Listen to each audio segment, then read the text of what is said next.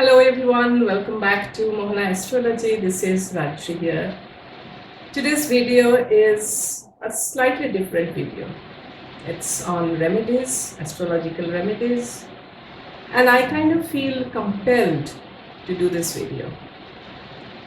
I have been thinking of talking about astrological remedies for a long time, but this morning I received some comments that kind of pushed me, that nudged me to tell you all what I feel about remedies and how I see astrological remedies.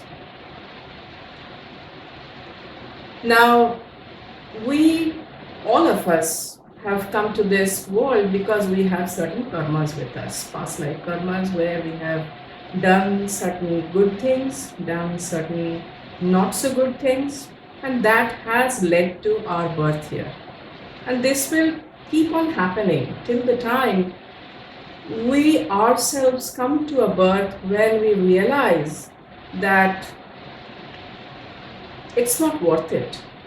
It's not worth coming here, suffering, enjoying, making more karma, and then go back and come back again in some form or the other, not necessarily only in human form.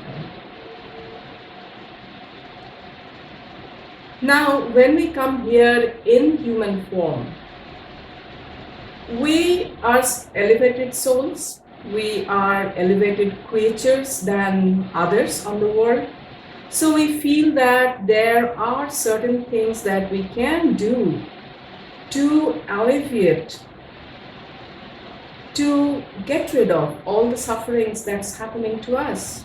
Now, blissfully, we have completely forgotten what we have done, and for that we have come here. So whatever is happening in our lives here in this lifetime, as we are seeing as ourselves, is our own karma that is manifesting either in good way or in not so good way. So as our rishis, they were enlightened people, they were enlightened souls. They understood that, common people like us will need something, give some kind of support to get on with life, to get through life, so that we can finish our karma here and go back. Now remember, we all are spiritual souls taken this human incarnation. It's not that we first are human beings and then try to be the spiritual souls. No.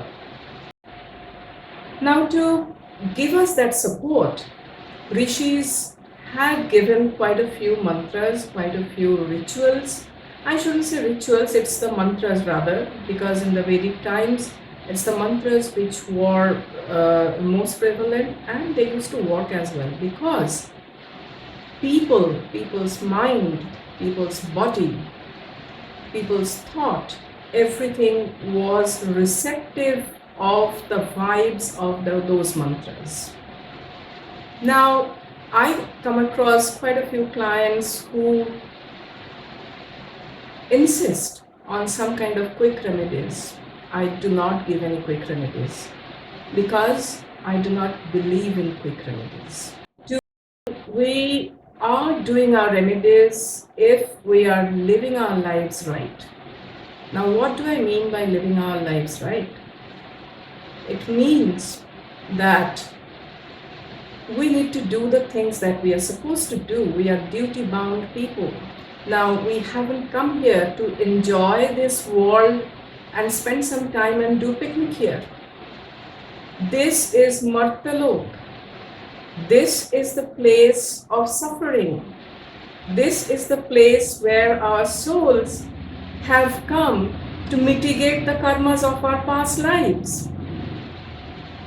So difficulties will be there, but we can mitigate those difficulties by correcting ourselves, by following certain ways of life that automatically gives you the remedy. And how is that so? Let me explain. This is the age of Kali. This is called Kali Yuga. And here we measure everything by power, we measure everything by money, we measure everything by how much possession we have.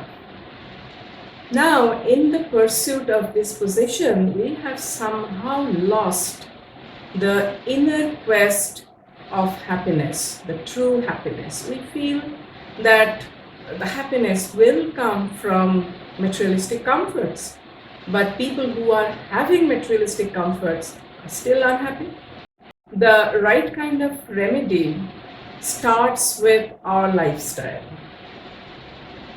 The first thing that you do early in the morning when you wake up, you are rather supposed to do. I don't know whether we do it, all of us do it or not. I'm sure we don't.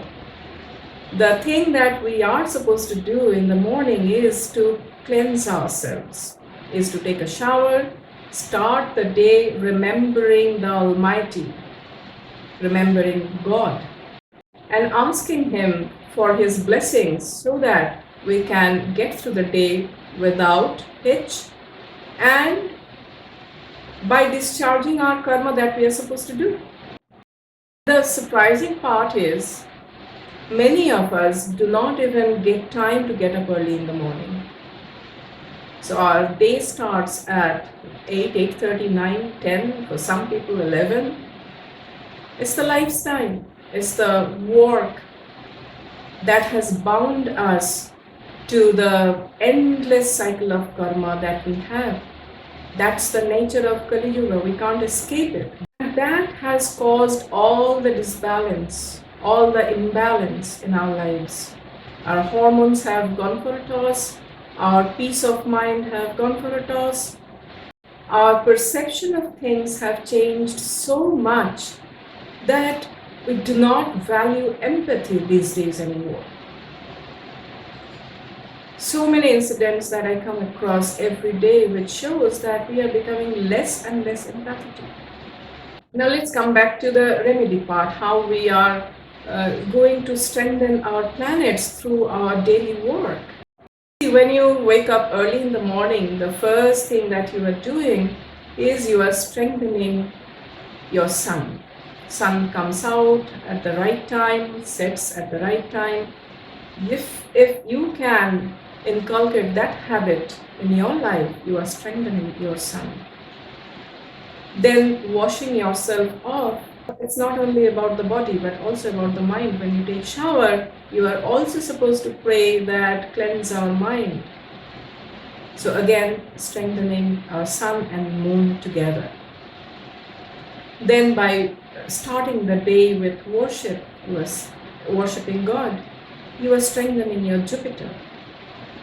Then as the day goes, and by the way, with all this cleansing, it's not only your cleansing, you're also supposed to clean your house early in the morning.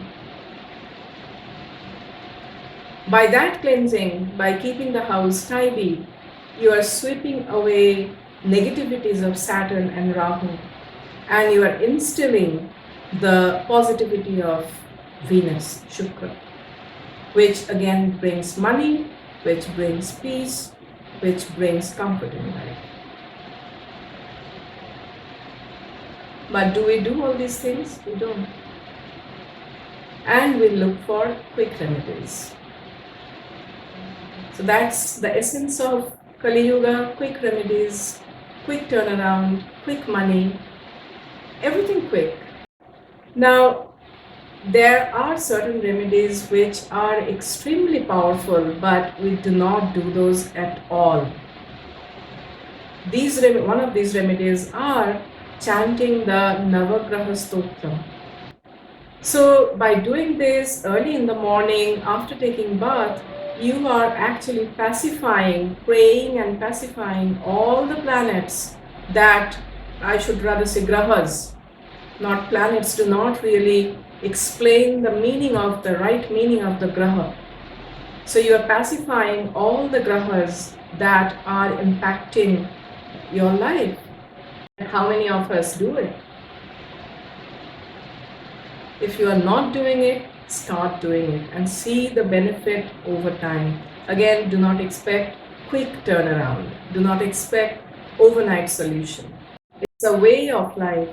It's a habit that helps to eradicate the negativities and instill positivity in our minds, and it also helps in long run to understand our purpose on this world. We are completely clueless about what we have come to do here. Why is that so? Because we do not have the clarity of thoughts. And if your thoughts are not clear, if your mind is not clear, forget about reaching for the soul. It's a very deep thing. So first, start with cleansing your body and mind. Start with instilling a proper routine in your life, which can actually help you in the long run. You're strengthening your sixth house. You are strengthening your ability to fend off all the difficulties by doing this. Now, lastly, what I would like to share is for people who are on the spiritual path, who are seriously on the spiritual path, they don't need Jyotish. I am an astrologer, I am a Vedic Jyotishi. I am saying this. I repeat, they do not need Jyotish. Jyotish and its application are limited to the people who are regular, normal householders. Jyotish is meant for regular people like you and me.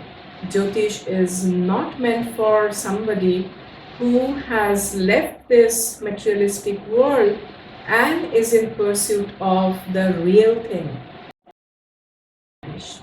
They don't need to know what planets are doing. Planets still impact them, but they have learned not to react. They have learned not to go with that energy because they know how to calm their mind. They know how to detach themselves from everything that's going on. This detachment is actually spiritual growth. As long as we are attached to this material world, as long as we are attached to everything that's happening around ourselves, we are submitting ourselves to the impacts of the grahas. Grahas are there to eclipse our mind, our thought process, our body, and also our souls. So the moment you are on the spiritual path, you are away from all these things. You don't get bothered by what transit is happening and what is going retrograde, what is going combust. You don't react, you don't need them. So if you are on truly spiritual path, stay away from Jyotish. That's not for you. And I don't have to tell you, if you are really on the spiritual path, you will not come to a Jyotishi, and you are not even going to look at any YouTube video posted by a Jyotishi. So this Jyotish has its limitations. Jyotish has its application for certain kind of people. And that's most of us. But for the people of spiritual level, Jyotish is non-impactful. Lastly, this is very important. If you have been spiritually initiated by a truly self-realized guru, you do not need any remedies. I repeat, you do not need any remedies. God has given you this birth and sent you a manifestation of Himself in your life to take care of yourself, to take care of you. So the stones, the rocks, the crystals, not for you. Your guru is there to take care of you. So surrender to your Guru. And again, this Guru has to be a self-realized one. Surrender to your Guru. Everything in your life, every issue in your life will be taken care by him or her. Trust me on this. So this is what I had to share with all of you. If you feel that, and I kind of felt very compelled to tell you these things, to share what my thought process is with all of you.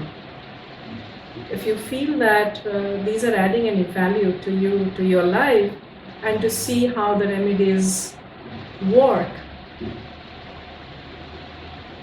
please like this video, share with others as well. How they can actually inculcate good habits in their daily life to get the remedies out of it. What better can happen? Thank you so much. May God bless us all.